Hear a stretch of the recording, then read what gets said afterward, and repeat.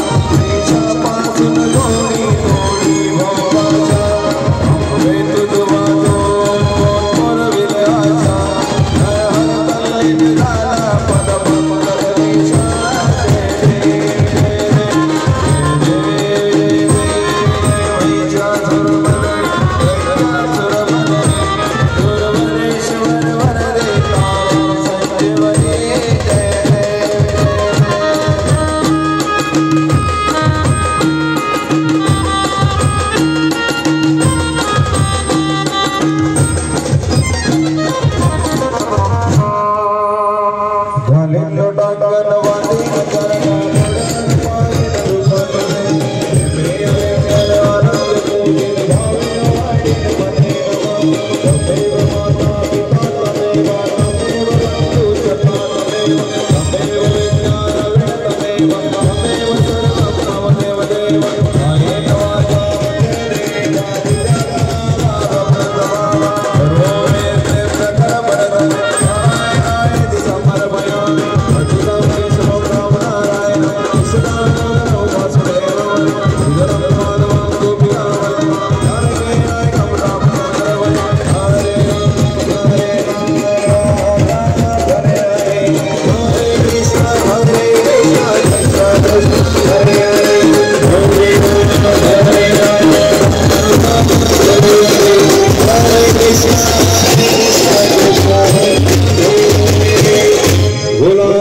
सोनगीरला